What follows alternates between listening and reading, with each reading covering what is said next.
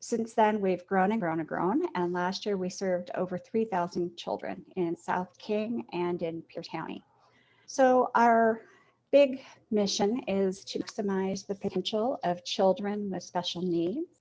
And we do that by providing physical therapy, occupational therapy, speech therapy, feeding therapy, and a couple of other programs for children. And we serve kiddos from 0 to 18. In our early support for infants and toddlers program, we serve the 0 to 3 years old. And typically those services are delivered in a natural environment, usually the child's home. And then the older children we serve at one of our centers.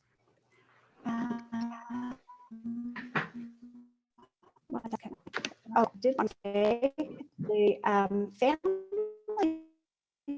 we're serving are very. Can you all hear Linda, or is it breaking up just for me? We have served them over. Oh, is it breaking up? It's breaking up. Oh, so sorry. I suspect my Still, yeah, still kind of breaking up. will try to fix that for me now.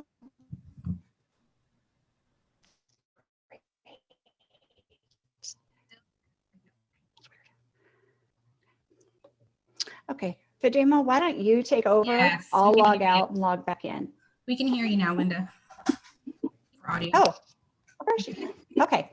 So a couple more things about Children's Therapy Center. We serve a huge number of different language groups, and most of our family, at large, 85% of our families at our Burien site are Medicaid eligible, and at our other sites it's a little bit lower.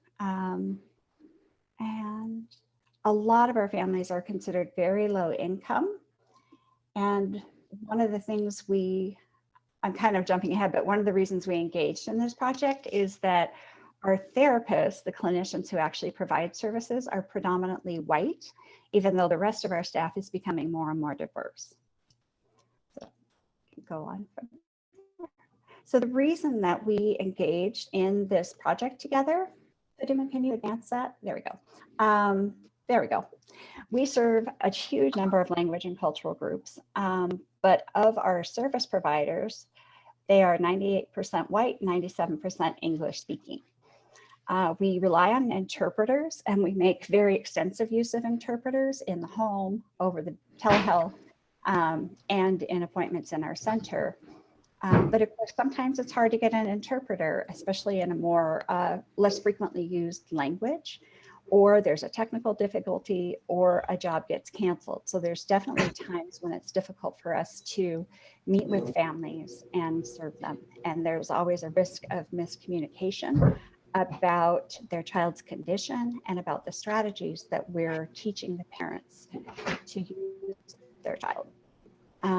We also find that the culturally linguistically diverse families often need more support to navigate the systems that their child might need. Thank you, Linda. You're still kind of breaking up a little bit here and there, so go ahead and log out and log back in to be on the safe side. Why do I have it with attachment? Please mute if you're not speaking. Thank you. Okay. And at Open Doors for Multicultural Families. I'm still in the sandbox. Uh-oh.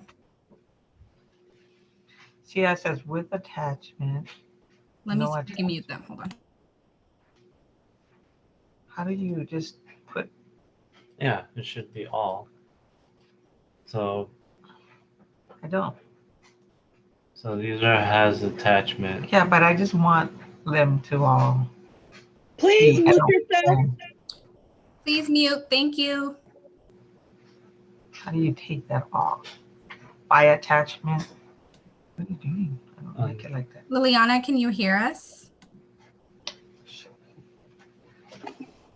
Yes, sorry. Please mute if you're not speaking. Thank you. Okay. Sorry, I thought I had it off. I apologize. Sorry. No worries. Okay, so a little bit more about Open Doors for Multicultural Families. So we have about 45 staff, closer to 50 now, and they speak about 23 different languages. We are about 88% people of color, 55% immigrants or refugees, and 35% parents or family members of a person with a developmental disability or intellectual disability. We're a grassroots community-based organization that was founded based upon the needs of our various communities and just a need of families, diverse families, multicultural families, not being able to access disability-related resources. And we were founded in 2009. And right now we have about, I want to say 10 staff in about 8 different direct support, like languages that do direct support for families. So like Spanish, Vietnamese, Cantonese, Mandarin, Arabic, Somali. I'm missing a few always. So Kurdish even. And for this partnership, us partnering with Children's Therapy Center, we had some challenges in supporting families, not only to access, but understand and benefit from early support services, right? So for example, if a family is enrolled in early intervention services, they're not necessarily understanding how the service works, what they need to do, understanding their child's delay. And us as service providers or those trying to help the family access the service didn't have the insider knowledge needed to figure out, okay, what is like an IFSB plan and how does that work? What does goal setting look like? What does an occupational therapist do versus a physical therapist, right? So we wanted to increase our capacity and knowledge about early intervention services so that we can help families really benefit from them. And I'll go through our theory of change. I'll try to be real quick. And so this is what we sought to do. So we wanted to, for our program strategies, we wanted to co-sponsor in-service trainings for both of our organizations. We wanted to create organizational processes and paperwork together that made sense for the families that we supported or plan to support, which were Somali and Vietnamese families specifically. We wanted to solicit feedback from families through a parent advisory committee and surveys. And then we wanted to provide coordinated support services where a family would receive not only children's therapy services, like a therapist or a special educator or someone to help from that organization, but also a family support specialist from Open Doors along with them in that journey. And our targets were to increase organizational capacity. So knowledge of services, our collaboration and partnership between the organizations, and to increase cultural responsiveness and cultural competency for these cultural groups.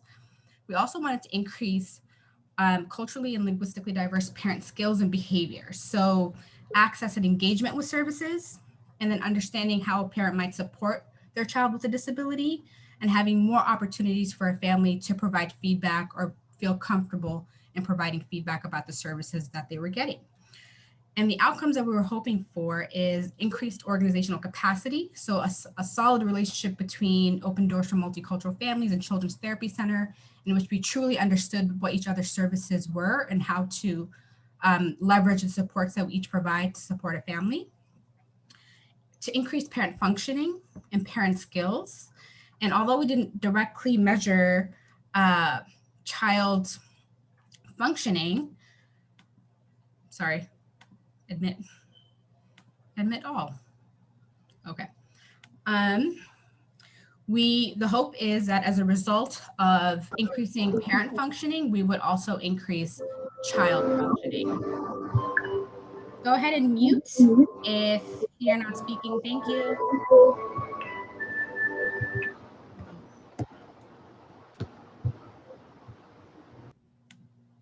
Oh, there we go. Thank you. Linda, are you back? Yes, finally. Cool. I will hand it off to you. Great. For the different phases of our project. Great. The innovation grants through BSK were originally designed to be 2-year grants. And for this project, we took the first year to really create our collaboration and gather families to share their stories via a parent advisory committee. And with that knowledge and with a growing understanding of each other's agencies, we were able to create our service delivery model and to do some training for CTC staff based on what the parents had taught us, and based on the expertise of ODMS staff.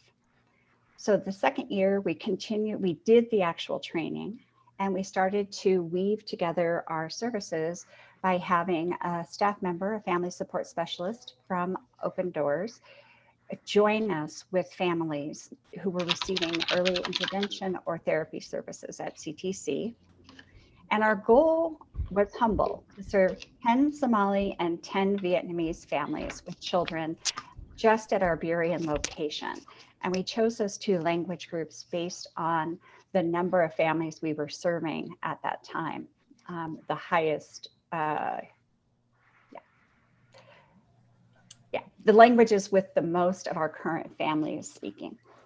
And last year is this year, and we're working on refining the service model based on the results from year 2. And we're working to serve another 20 families through the Burien location. Great. Thank you, Linda. Is my sound better? Much better. Looking good and sounding good. Okay. So at the beginning of our project, we convened a parent advisory committee. Go ahead and mute if you're not speaking. Thank you. And this parent advisory committee included Vietnamese and Somali families who had children ages 0 to 5 with developmental delays and or disabilities. Some of these parents had children who went through the early intervention system, some who didn't go through the system, some who had experience with school district services, so the 3 to 5 age range, and some kids who didn't have anything at all. To find all the info you need online, simply log in to irs.gov and click the first option, Get My Payment.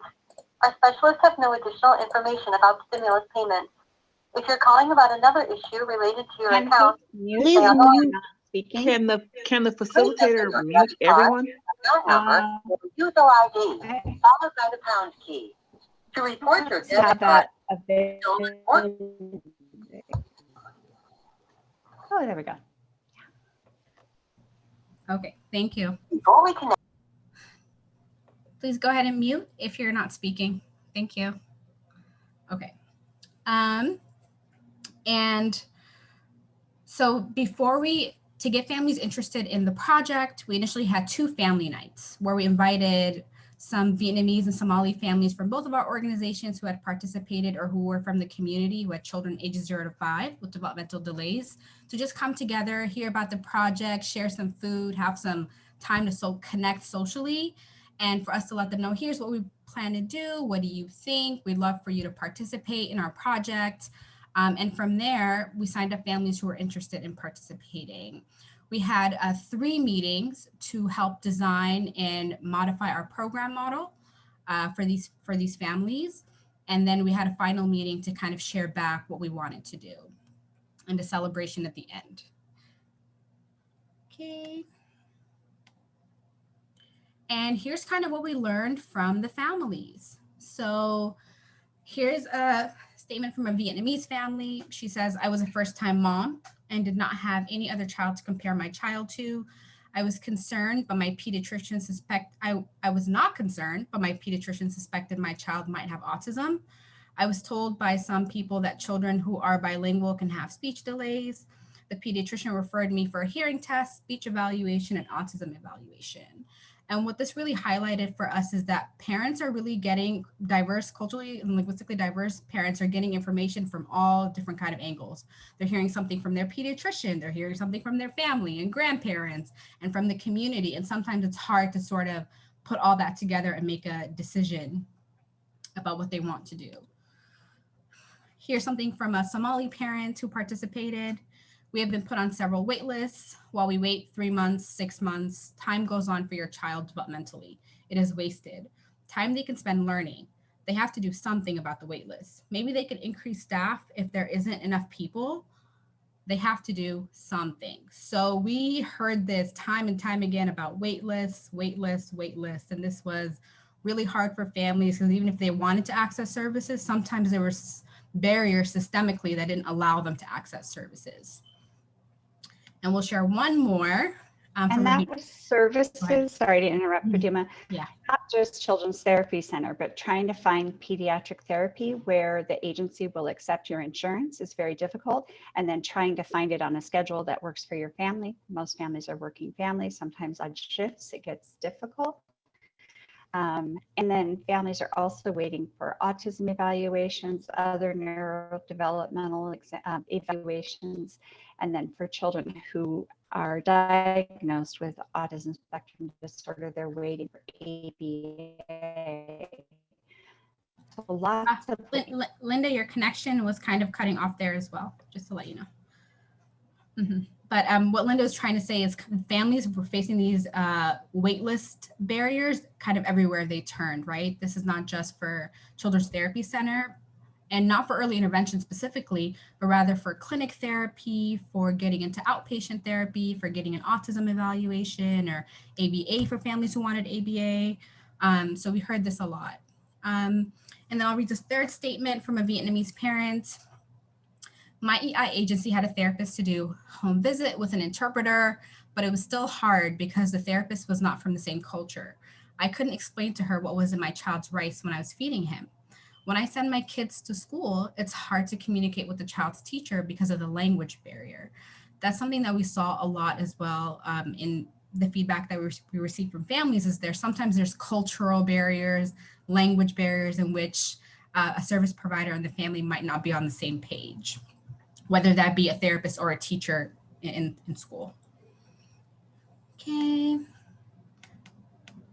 And then we want to share some of our key learnings from the Parent Advisory Committee. So a big thing. So often parents lack information, right? Which kind of led to like the recognition for services, right? That they needed services. So they would delay getting services because they didn't really feel like they needed them, right? And the lack of information is really about like, what does typical development versus atypical development look like, right? Maybe they didn't know about the specific condition. They didn't know about what does autism look like versus what does cerebral palsy look like versus another condition, right? And if their child had this or was suspected of having this. They lacked information about the availability of therapies or the benefits of therapies. And then families getting kind of mixed messages, right? Or messages about denial from what this is, or if they heard something from a pediatrician or a therapist that might not be super high in their value if they heard something different from their grandmother, right? So some of these things kind of led to families delaying or getting services. And then even if they were ready to get services, because of some of the factors from before, families kind of got services later than their white peers. And families kind of got services later. Uh-oh. Go ahead and mute, Brielle. Thank you. Sorry, guys, I can't mass mute because the technology is kind of glitching. Okay. And then even if parents got into services, they had difficulty understanding and navigating them, right? So in early intervention, they use a parent coaching model in which the primary focus is, and Linda, go ahead and chime in here. The primary focus is to teach the parent how to support their child in their home setting mainly, right? And a lot of the expectation from the parents that we worked with during the PAC was that, well, you only come for an hour. How much can you a week? How much can you do with my child in that 1 hour a week, right? So parents didn't necessarily make the connection that, oh, we're teaching you so you can help teach your child. And then that kind of led to like the parent not necessarily understanding that they had a role in the child's therapy. It was more of a, okay, you are the expert and that you lead, you provide the service and you fix my baby, right? And that's not necessarily how the services are meant to sort of operate, right? Or how the family can benefit best from the services. Some other learnings from the PAC were families had some other unmet needs. So information on their child's condition in their home language. So information that was relevant to them that they could understand and connect with. The benefits for their child of this, and social connections to other parents, right? A lot of the parents were isolated and didn't have a place in which they can connect to families that have kids with disabilities. So there's a lot of isolation for our families. And because of the isolation or the stigma around disabilities and developmental delays, there weren't a lot of places parents could take their kids to play with other kids in the community where they wouldn't feel judged, where they wouldn't feel like they were a bad parent or that they did something wrong, right? And that's why their child had a disability. So there's a lot of stigma in the communities around developmental delays and disabilities. Right, and then lacking connection to other community resources. So that was a big thing as well. Families didn't know about what was available and how to connect to those resources. And I'll give it off to Linda to talk about our initial program design.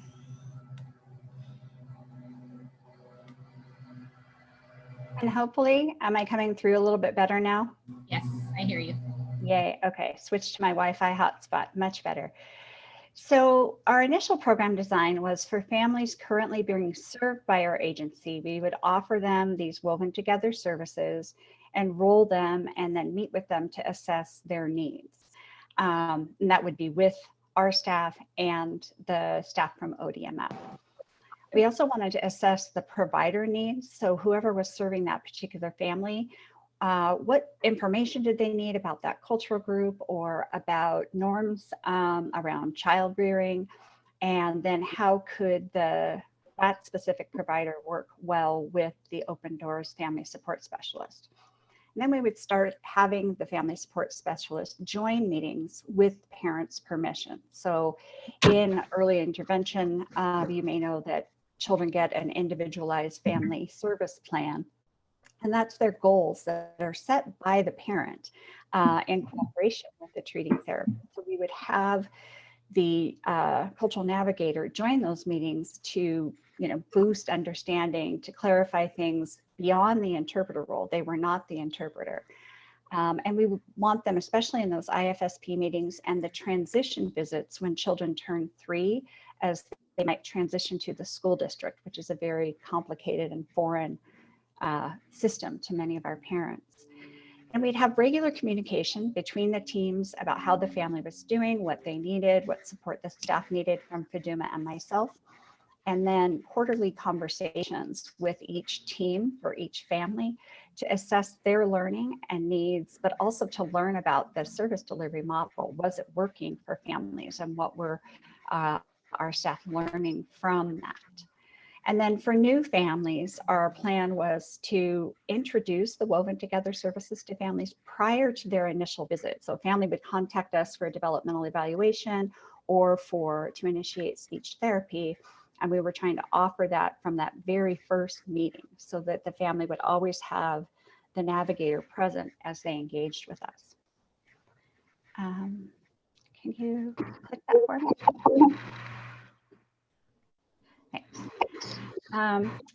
We did a training with the parents, with our CTC providers, with Open Door staff and myself to present kind of the learning we had received through the Parent Advisory Committee, because I've been working in this field for a very, very long time and have always felt like I've done my darndest to use my cultural humility and my knowledge of cultures and my deep passion for families with children with disabilities.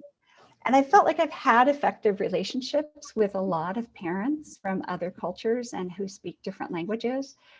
But hearing from the parents over the course of 3 meetings really helped me know that I don't know much. So here's some quotes from our providers talking about that in the Somali community, they have, that parents were asking for more direct strategies and instruction rather than rather than us asking them questions and letting them take the lead.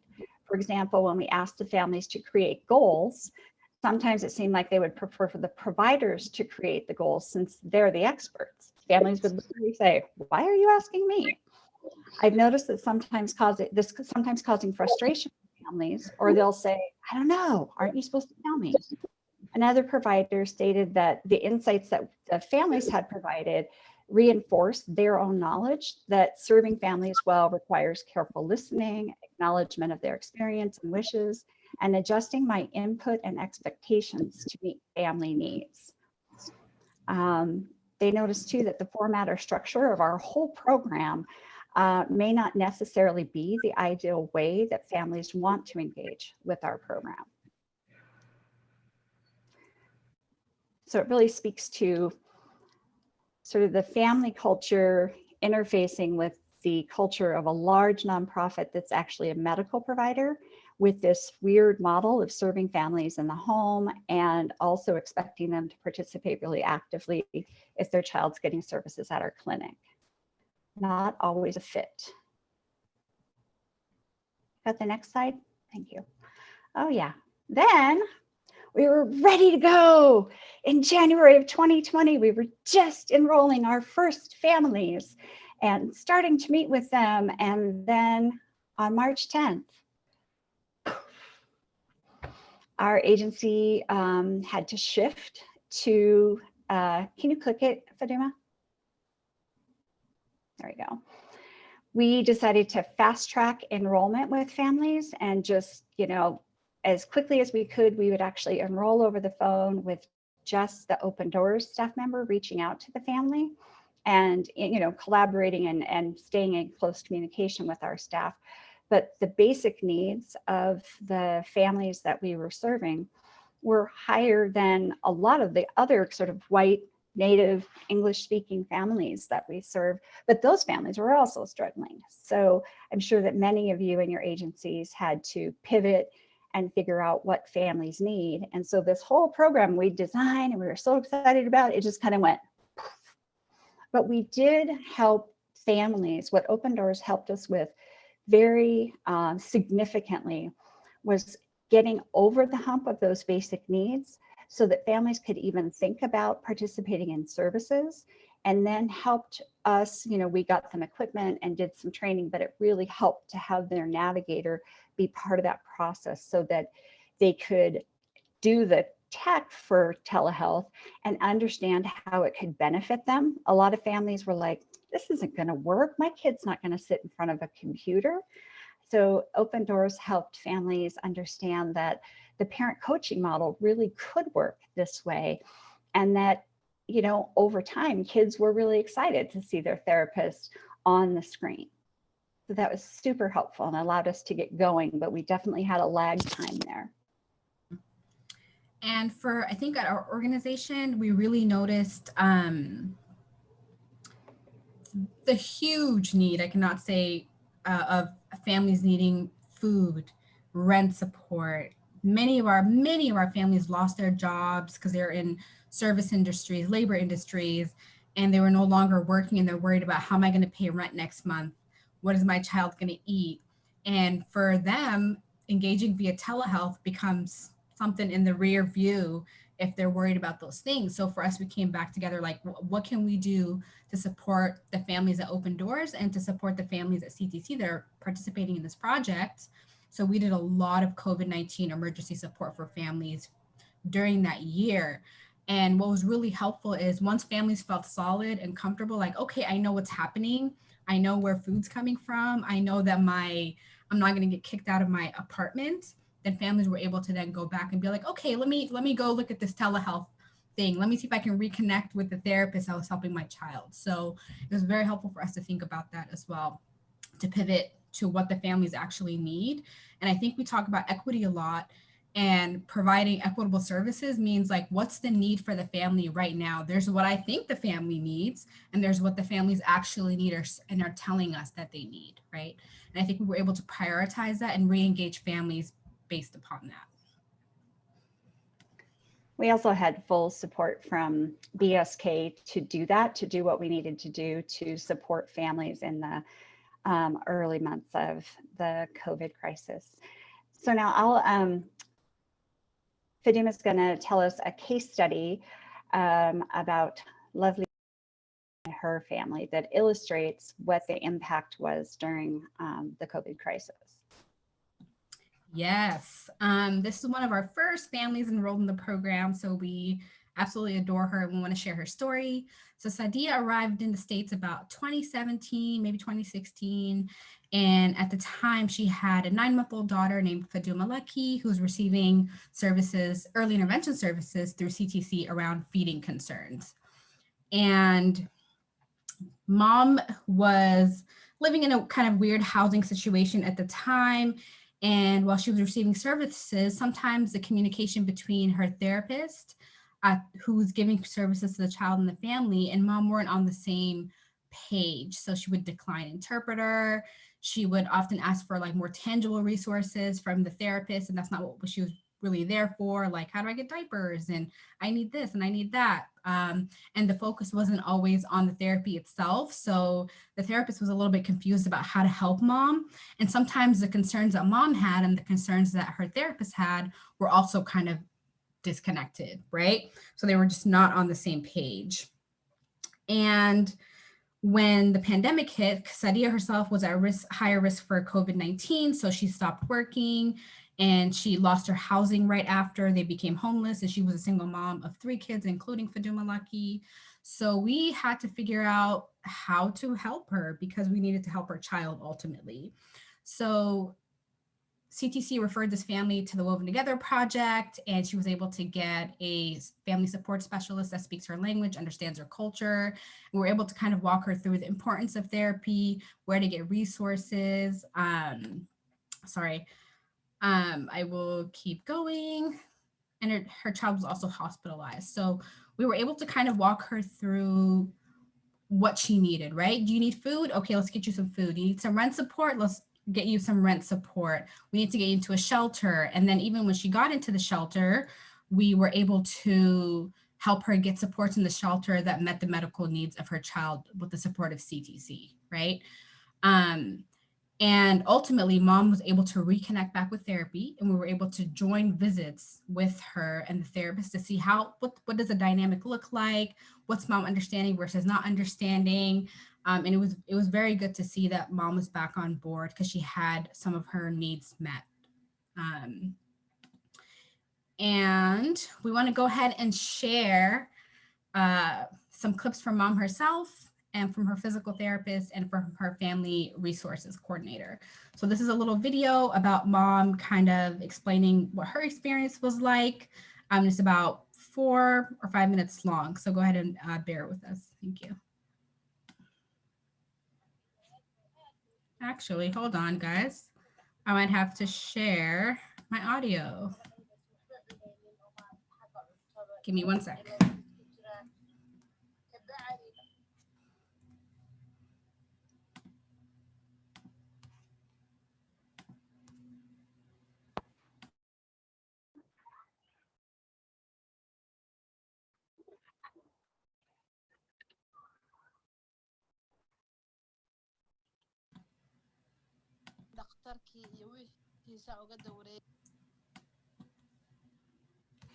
Can you all hear okay?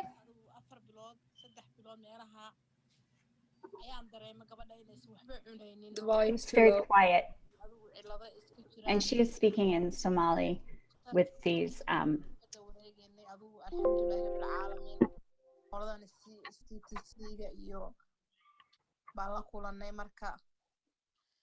wallahi horta children hospital ayaa igu soo xirtay CTC oo information kayga soo siiyay oo maaragtay way la soo xiriireen way iimaan jireen yani gabadh taabeel isku day jiray inay maaragtay qaabkii ay wax u bari lahaayeen si cuntada u cuni lahayd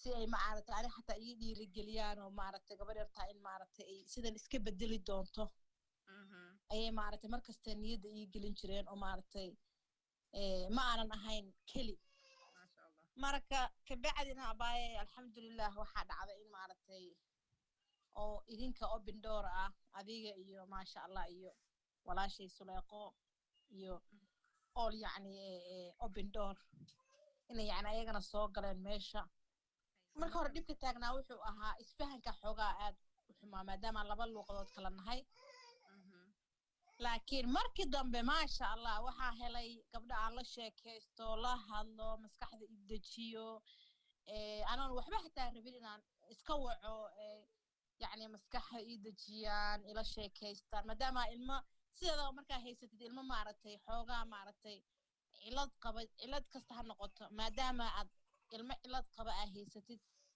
cilad kasta ha noqotee waxaad dareemaysaa emotional ahaan ayaad dareemaysaa yacni culays ayagoo i caawinayo ayaan haddana waxaan dareemayay in maaragtay aan dhihi jiray sometimes wax enafa ima qabin laakiin hadda markii dambe oo aan hela luuqadayda in maaragtay layga dhaadhiciyo oo maaragtay markii dambe aadan usii jeclaaday programka ay wadeen CTC waxaan dareemi jiray inaanan keli inaan ahayn markaa horta ilmo iska barakaysan haysatid haddana aad keli ku tahay qof aad la sheekaysatid qof aa wacni dhibkaaga u sheegatid qof maskaxda kugu dejinayo qof yacni dareensan waxa aan dareemayo haddaan yani aadan haysanin maaragtay waxaa dhibka wuu kugu sii badanaya laakiin maasha allah qof maaragtay dad waxaan helay aad markaa luuqadeyda u fahmayo aad ila hadlayo indhahaya maaragtay anytime soo wac hadda Sulaaqa iyo Faadumo maasha allah anytime soo wac hadda CTC xataa qoladaas ee laftirkooda anytime wax u baahan saacadina soo wac cat wallahi abaaye kama sheekeen karo wallahi qof aan inaba caadihin maasha allah seero maasha allah markasta aad ii caawin jirtay marka ii timaado waxay aad qof maaragtay ayadoo faraxsan ii soo geli jirtay oo qoslaysa Faadimo la qoslaysa maasha allah idinka laftirkiina markaas zoomka ii soo gashaan yacni wejigeeda markaan arko waxaan dareemi jiray yacni dad maaragtay haddaa xataa xanaaqsana inaan qoslaya baan u malaynaya markaasoo kale waxaana qabay xanuunka asma dhakhtarkaygana wuxuu dhahay waa inaad dadka ka fogaataa maadaama asma qabtid warqadii dhakhtarka ii dhiibayna markaan shaqadeeda u geeyay waxay noqotay inaan shaqadeeda luus gareeyay because hal vaanaa la wada korayaa van waxaa waaye hal gaariyaa la wada korayaa shaqadeeni shaqadii markaan luus gareeyay waxaa igu dhacay inaan maaragtay aan luus gareeyey gurigaan deganaa adi xaalado badan baa ila soo gudmeen laakiin maasha allah kama sheekeyn karo se ii caawiyeen especially open door programka ah Suleeqo iyo adigaba maasha allah Faadumo haddii wareysanaysa aad baad ii caawiseen maaragtay kirada iga caawiseen imisharan ahaana ii caawiseen xagga foodka xataa waxaa jirta inaad isiiseen yani jeegag aan food ku gato cunto ku gato marka wallahi way soo moodiseen aan dhihi karaa coronavirus maasha allah katig gabadhaaseeto waxay yani isku dayday in maaragtay ay caawiso anoo maaragtay state kale u guuray oo shaqadeeda haddana ahayn taa waxay sheegaysaa in maaragtay bini'aadanimada ku jirto ay aad u fog tahay katig inkastay programka iyada soo qaban qaabisay oo iyada maaragtay ay hawsha waday oo iyada iga daba hari weyso oo si ay ii caawiso maadaamaan hooyo ilmo yaroo iska xanuunsan haysato keligeena halkan markaa imaaday waxaa dhacday in maaragtay katig idinka dadka igu soo xirteen baa i caawiya been haddaanan sheegaynin wax walba iga caawiyaan wax walba wax yar maxeeday fulistaamaasay u buuxsadaa kan maxaa u qabsadaasa wax walba ayagaa waxaan ku iri ilaa i hadda ila jooga oo i caawiyo oo ii yimaado oo wax walba u baanahayna marka wallaahi caawimadiina igama ihar ilaa hadda idaba socotaa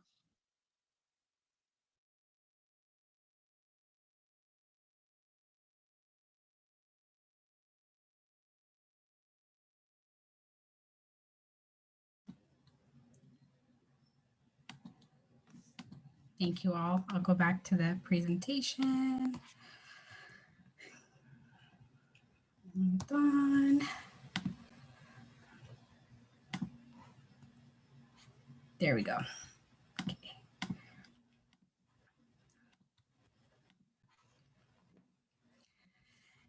And here's, so Sadia's story and the way she felt always has stayed with me till this day. We served her last year sometime, and just about how much she needed, in addition to CTC services, how much she needed connection to her community and how isolated she felt.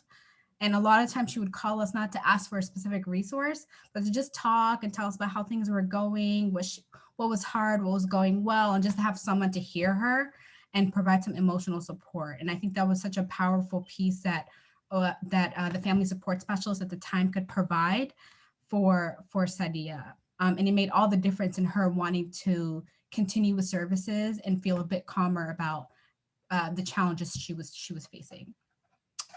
And then we also want to share what her physical therapist, Sarah, shared. And she said, with mom's friend interpreting, I always felt there were things being missed and nuances that were missed, since the friend, who was very friendly and helpful, would seem to answer for Sadia or offer her own opinions out and how things were going. And prior to the introduction of ODMF, much of our sessions would be focused on mom's concerns about resources like formula, medicine, job insecurity, and housing. And understandably, we were not able to focus on the therapy needs of the child. The situation was a stark reminder for me that families cannot participate in a therapy plan for their child when they are not in a safe, stable environment. And really, ODMF was able to come in and help with that.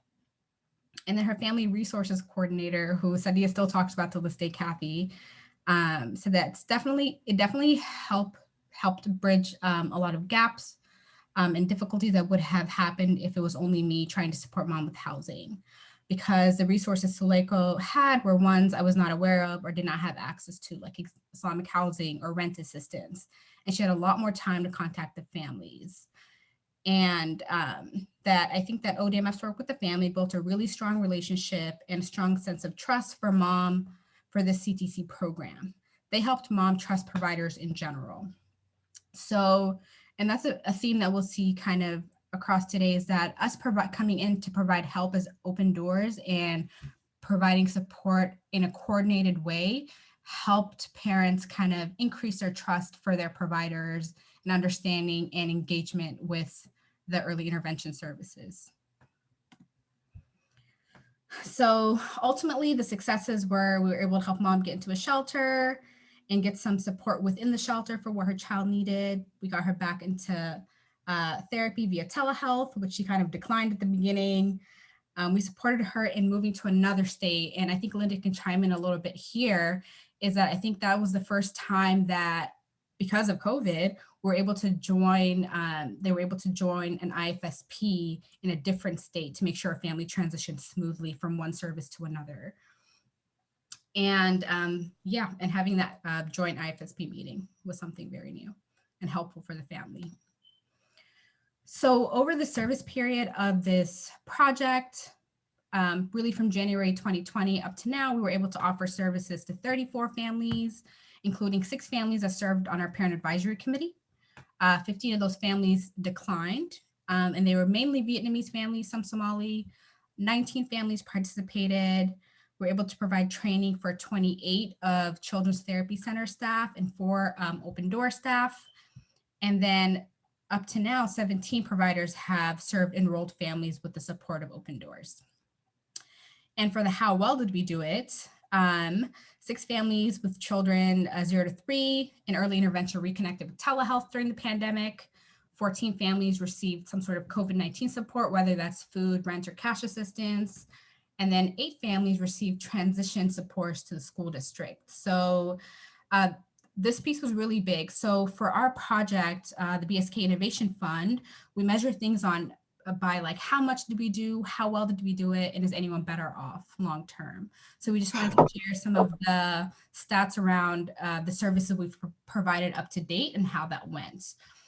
The transition to school district piece is a big area in which families tend to fall off after getting early intervention. They don't make that smooth transition from early intervention services to preschool.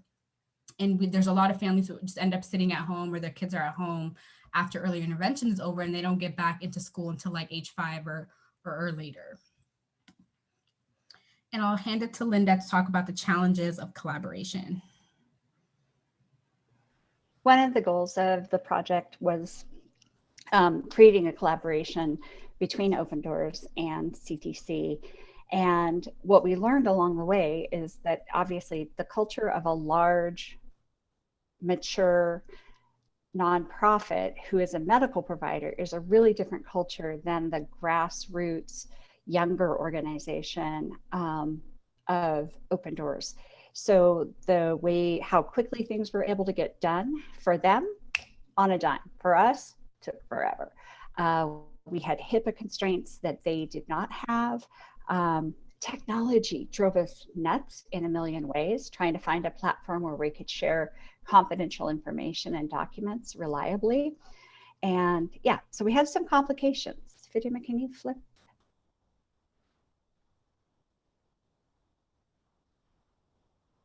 To the next one, there we go. So you can just read that. Uh-oh. What happened? Sorry, do you want me to go back? Yeah, real quick. Mm-hmm. Oh.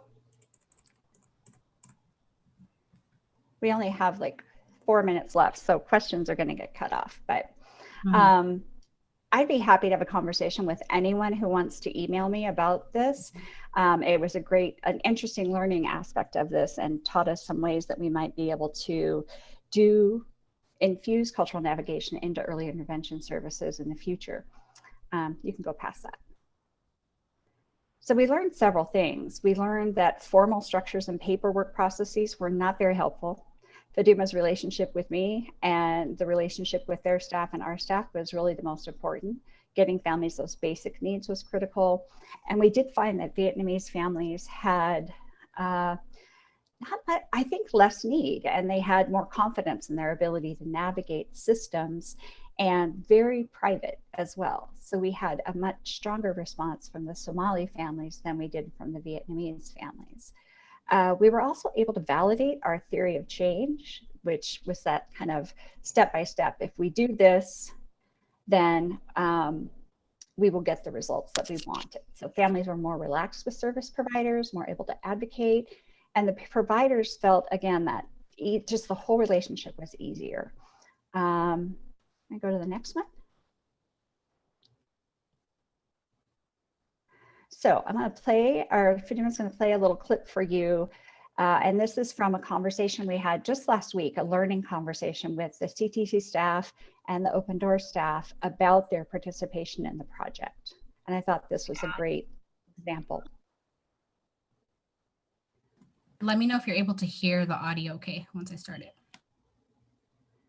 Yeah, I mean, I can just echo a lot of what other people are saying, but I think the one thing I'd also love to add is just that it kind of goes beyond the information sharing too. I just sense a greater level of trust with us, even just because we're in this partnership. It's like, because you're connected with these other group that I trust you more. It's like this kind of transferring of trust that happens with us. So I feel like it's deeper than just the information. It's like, I just sense I feel more comfortable with you and more trusting with you as a provider that I might not have felt if there hadn't been that extra connection.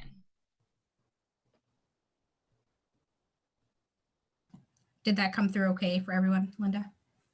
I think so. Great. So with that, I mean, I can just we had some really, oops. There were things that happened that never would have happened before. And Laura shared an example of, with the Open Doors person present, the parents asked if he could help their parents understand what was going on with the child and why that child might need an autism evaluation, because the family's parents just were not getting it. And Laura said, you know, I just don't think they would have asked me as a white woman to make that call and do that explaining to the parents. But with the cultural navigator, that became a possibility that Laura could communicate via the family support specialist and with him to connect with the parents' most urgent need, which is we need our parents to understand and get on board. So that was a great outcome. So basically for this next year, continuing with our model, we're going to start something different. We sometimes had a hard time selling the service to a family that was already enrolled. So we made a bold choice to make it be an opt-out program rather than an opt-in. And what I mean by that is we invited the family support specialist to be a member of our team from the very first contact with the family. So families would come in for an evaluation, they'd see all of us and an interpreter and an Open Doors cultural navigator. And to kind of, again, check for understanding, explain things a little more in depth because they'd had training and knew our program really well. And we found, and then after that, we would say, do you want this or not? And most families said, yes, of course. And then that person would participate in the IFSP meeting, often with the first therapy session. And it really changed the dynamic to have families get that infused from the first moment. So that's what we're trying this year. We're also having more of the learning conversations, because the learning happens in the relationship, but the reflection on what's been happening and hearing from other providers about other families deepens that learning for our staff and lets them take that learning to other relationships with families outside of this project. So we are over time.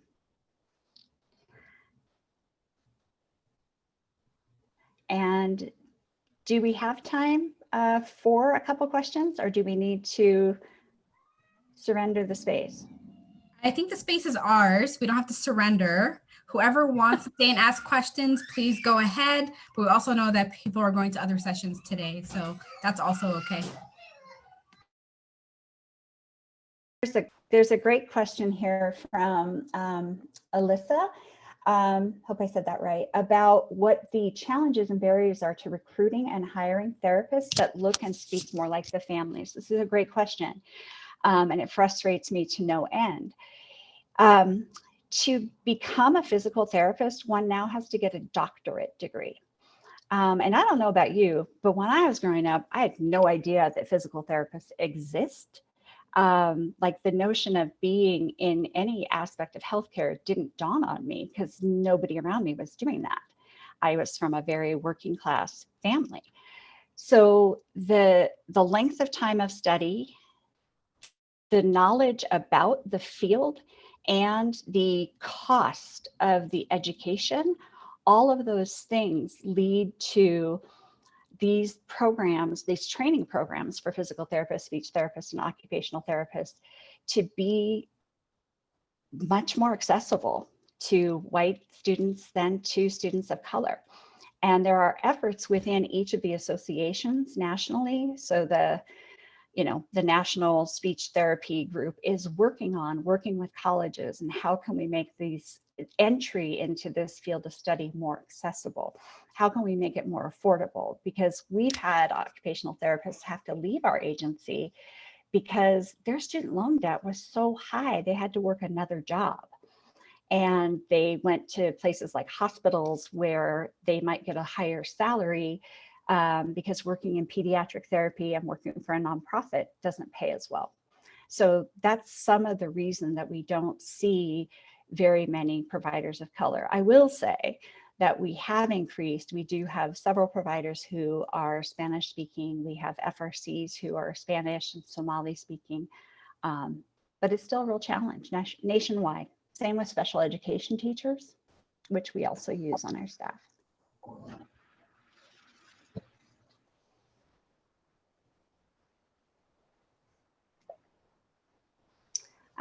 I'm looking for other questions you might have dropped in the chat. Same, I'm looking as well. We have one from, is it the one you answered from Elisa? Is that what you answered, Linda? Yeah. Yep, perfect. Please keep going.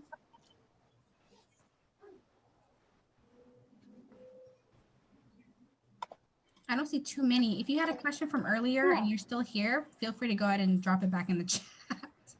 Thank you.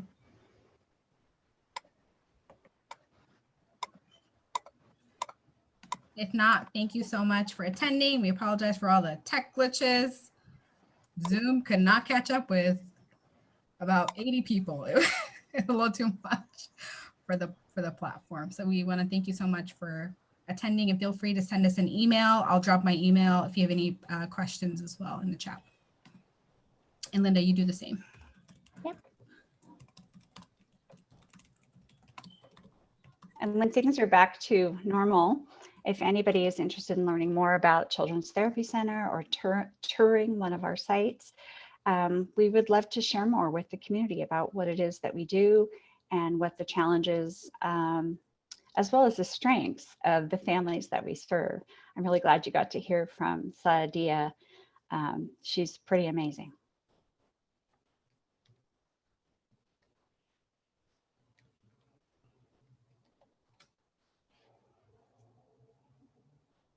Oh, Leslie, hi. I did see you log in. Leslie is an old colleague from Head Start days. And when I saw her name on the list, I wondered, is that Leslie Anderson? It's good to see you here.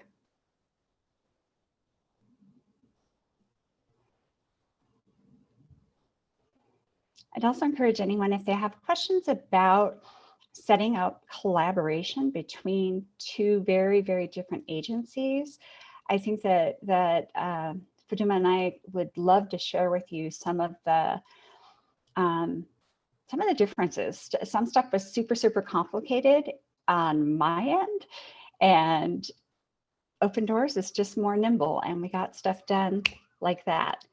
So I think what we've learned is this entire collaboration is about relationship, and not about any formal memorandum of understanding or any complicated procedures.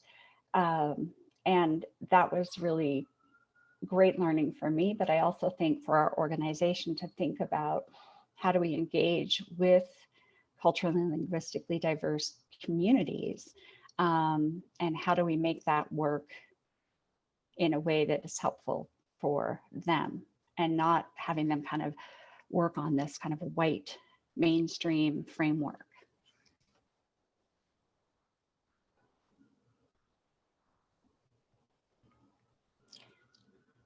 Thanks, Abby.